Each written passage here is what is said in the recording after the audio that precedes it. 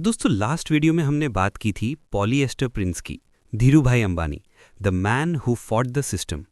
आज हम बात करेंगे उस आदमी की जिसके पास इंडिया का पायलट लाइसेंस नंबर 1 था। लोग उन्हें जेआरडी टाटा कहते हैं, जय कहते हैं, बट मैं उन्हें कहता हूं द बेंचमार्क। क्यों? क्योंकि आज हम जिस टीसीएस टाटा कंसल्टेंसी सर्विसेज की बात करते हैं, जिस टाटा मोटर्स की गाड़ी चलाते हैं, जिस एयर इंडिया में उड़ते हैं, ये सब एक आदमी के विजन का नतीजा था। He became the chairman of Tata sons at age 34। Can you imagine? 34 साल की उम्र में पूरे एम्पायर का बोझ। और उन्होंने चेयर कितने साल संभाली? 50 ईयर्स, आधा सेंचुरी। आज के फाउंडर्स 5 साल में बर्नआउट हो जाते हैं।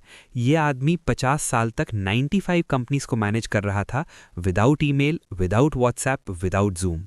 कैसे? How did he manage giants? How did he build the world's best airline from scratch? और सबसे बड़ा सवाल, कैसे उन्होंने बिना एथिक्स कॉम्प्रोमाइज किए, बिना ब्राइब दिए इंडिया जैसे देश में बिजनेस किया? आज हम डिकोड करेंगे the JRD Tata operating system. ये कहानी सिर्फ बिजनेस की नहीं है, ये कहानी है एक दिल टूटने की, एक जुनून की और एक्सीलेंस की। Let's fly. Part 1, the accidental chairman, born to fly, forced to lead. सबसे पहले कॉन्टेक्स्ट समझते हैं। JRD Tata was not Indian in the traditional sense initially. उनकी माँ फ्रेंच थी, सुनी, और पापा पारसी, आर.डी. टाटा। उनकी फर्स्ट लैंग्वेज फ्रेंच थी। वो इंडियन आर्मी में नहीं, फ्रेंच आर्मी स्पाहीज में सर्व कर चुके हैं। उनका सपना बिजनेसमैन बनना नहीं था, उनका सपना था पायलट बनना। He wanted to fly. But 1938 में एक ट्रेजेडी हुई।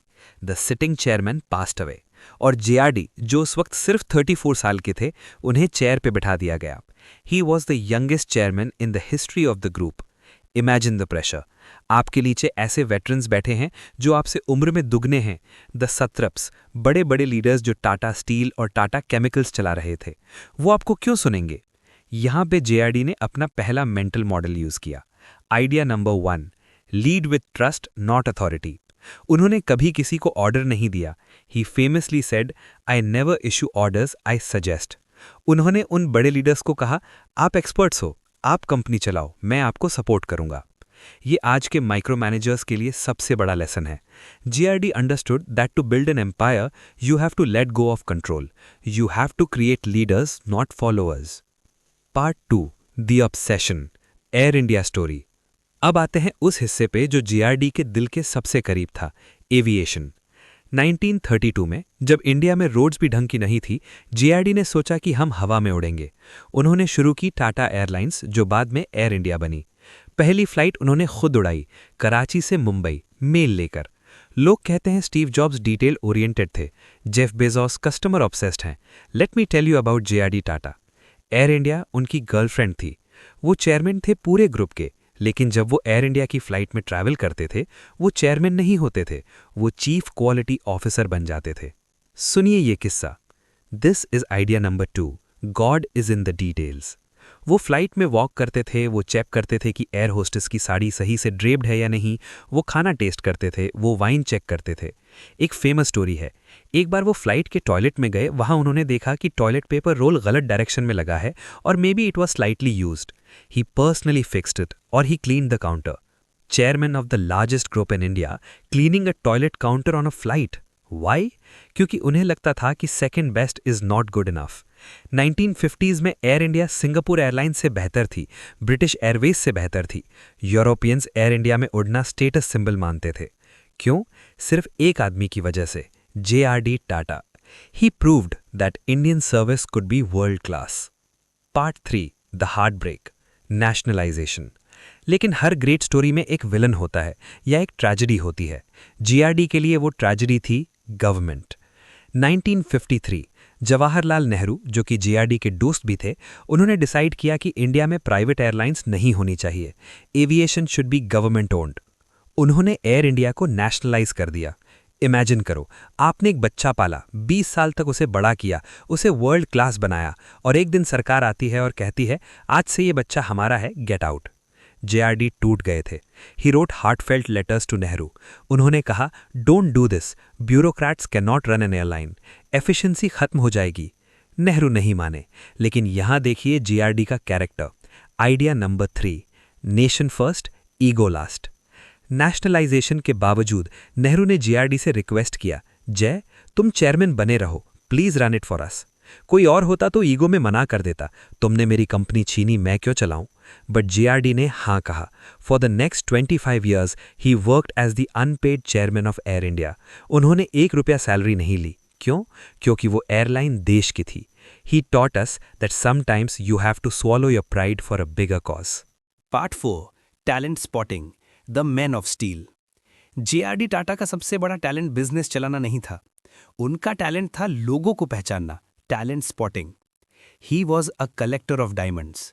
उन्होंने होमी भाभा को सपोर्ट किया जब किसी को न्यूक्लियर एनर्जी का मतलब नहीं पता था। Tata institute of fundamental research tipper बनाया। उन्होंने विक्रम साराभाई को सपोर्ट किया स्पेस प्रोग्राम के लिए। उन्होंने डॉक्टर जॉन मथाई को लाया। उन्होंने रुस्सी मोडी को टाटा स्टील का राजा बनाया। उन्होंने दरबारी सेठ को टाटा केमिकल्स दिया। लेकिन सबसे बड़ा एग्जाम्पल है टीसीएस। 1968 में जब दुनिया में कंप्यूटर्स बड़े बड़े कमरों के बराबर होते थे, इंडिया में किसी को सॉफ्टवेयर नहीं पता था। जीआरडी टाटा ने एक इंजीनियर पे भरोसा किया, एफसी कोहली, और बनाई टाटा कंसल्टेंसी सर्विसेज। लोगों ने कहा टाटा तो स्टील बनाती है, ट्रक बनाती है, ये कंप्यूटर क्या है। GRD said the future is here. आज टीसीएस टाटा ग्रुप की क्राउन ज्वेल है। टाटा स्टील और टाटा मोटर्स से ज्यादा वैल्यूएशन टीसीएस की है। ये विजन 1968 में एक 64 ईयर ओल्ड आदमी ने देखा था। Idea number 4, hire people smarter than you. JRD को कोडिंग नहीं आती थी, उन्हें स्टील मेकिंग नहीं आती थी, but he knew who knew it. Part 5, the philosophy of clean business. Dhirubhai Ambani के सेक्शन में हमने बात की थी managing the environment. JRD Tata was the opposite. उन्होंने कहा, आई विल नॉट पे अ bribe, I will not compromise. इस वजह से टाटा ग्रुप 1960s और 70s में थोड़ा स्लो ग्रो हुआ। लाइसेंस राज में उन्हें परमिट्स नहीं मिलते थे क्योंकि वो एनवेलप पास नहीं करते थे। लोग उन्हें कहते थे, J you are outdated, business ऐसे नहीं होता। लेकिन जेआरडी के पास idea number 5, the long game. वो जानते थे कि गवर्नमेंट्स आएंगी और जाएंगी, पॉलिसीज बदलेंगी, लेकिन रेप्यूटेशन एक बार गई तो वापस नहीं आएगी। आज 2025 में जब हम टाटा का नमक खाते हैं या तनिष्क से सोना खरीदते हैं, हम आंख बंद करके भरोसा करते हैं। क्यों? Because of that seed planted by JRD Tata. उन्होंने प्रूव किया कि ethics is also a strategy, it just takes longer to pay off. Part 6, the blue note, personal productivity. अब थोड़ा पर्सनल लेवल पे आते हैं। How did he actually work? JRD was famous for his blue notes. वो हमेशा अपने पास छोटी नीली पर्चियां, ब्लू स्लिप्स रखते थे। जब भी वो कोई आइडिया देखते, कोई गलती देखते या कोई इंप्रूवमेंट सोचते, वो तुरंत लिख लेते थे। He never trusted his memory, he trusted ink. अगर आप उनके ऑफिस में जाते तो उनकी टेबल साफ होती थी। He was fiercely organised. Idea number 6, discipline is freedom. वो सुबह जल्दी उठते थे, एक्सरसाइज करते थे, he lifted weights till his 80s, skiing करते थे, फेरारी चलाते थे। He lived a full life. He showed that you can run an empire and still enjoy the wind in your hair. Part 7, the succession, passing the baton. Story का end बहुत important है। 1991, India was changing, liberalisation आ रहा था। GRD Tata was 87 years old.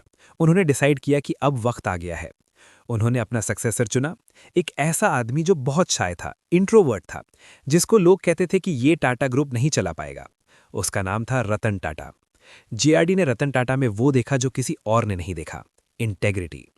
जब JRD ने retire होने का फैसला किया, उन्होंने ड्रामा नहीं किया, उन्होंने बस चेयर खाली कर दी। He stepped away gracefully. ये भी एक आर्ट है, knowing when to leave. The JRD algorithm, समली। सो दोस्तों, what is the JRD algorithm? अगर हम उनकी 50 साल की लेगेसी को समराइज करें, 1. Lead with trust. लोगों को हायर करो और उन्हें काम करने दो, don't micro manage, be a guide not a guard. 2. Obsess over quality. Good enough is the enemy of great. Toilet paper role से लेकर जेट इंजन तक, everything matters. 3. Nation first.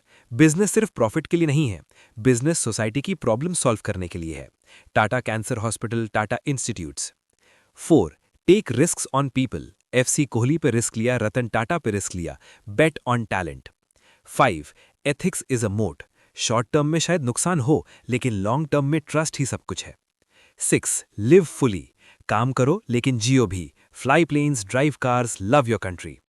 Conclusion, the benchmark. JRD Tata 1993 में गुजर गए, Geneva में, on his tombstone उन्होंने लिखवाया, जपॉन सतुआ, I think of you. He was a romantic, he loved aviation, he loved India. आज जब हम स्टार्टअप कल्चर की बात करते हैं, वैल्यूएशन की बात करते हैं, यूनिकॉर्न की बात करते हैं, हमें एक पल रुककर जेआरडी को याद करना चाहिए। उन्होंने हमें सिखाया कि profit is important but class is permanent. अगर आप फाउंडर बन रहे हैं तो धीरू भाई से स्पीड सीखो, लेकिन जेआरडी से स्टेबिलिटी सीखो। धीरू भाई से एम्बिशन सीखो, लेकिन जेआरडी से कैरेक्टर सीखो। दोस्तों, अगर आपको ये डीप डाइव पसंद आया तो इसे शेयर करो उन लोगों के साथ जो सिर्फ पैसा नहीं, लेगेसी बनाना चाहते हैं। नेक्स्ट वीडियो में हम बात करेंगे एक ऐसे फाउंडर की जिसने टेक्नोलॉजी में इंडिया का नाम बनाया। A man who is the definition of simplicity. Can you guess? Hint, Infosys. तब तक के लिए कीप फ्लाइंग, कीप बिल्डिंग। जय हिंद।